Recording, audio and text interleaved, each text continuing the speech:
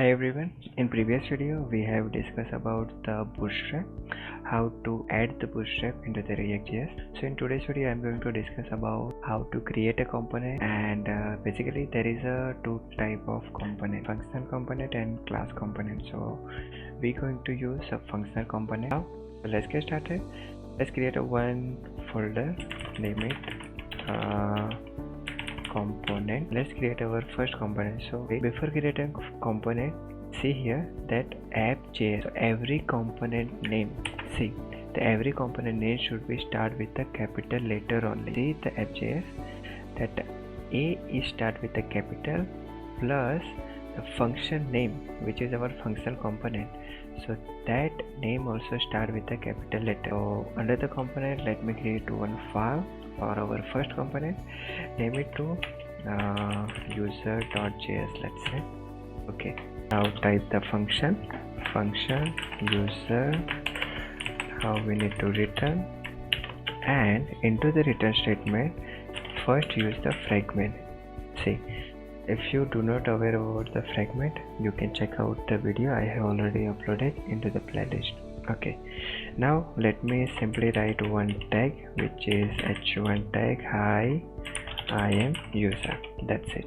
Now once you created your function component, you have to export it, because until and unless you didn't export, you're not able to use that function component into the another component. So that's why we need to export it. Okay, so I have export default, I have used the export default with the user.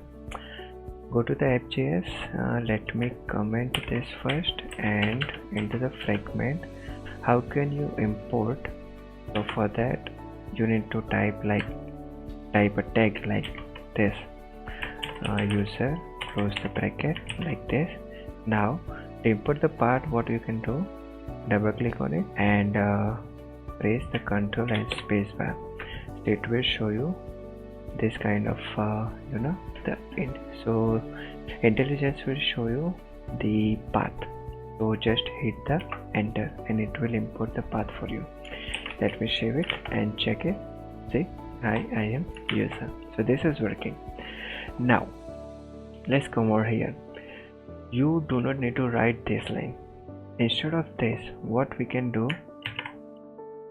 we can directly assign export default to this functional component, and this also get work. Let me change some text over here. See, this is working. So this is how you can create a functional component. Now you do not need to remember this syntax.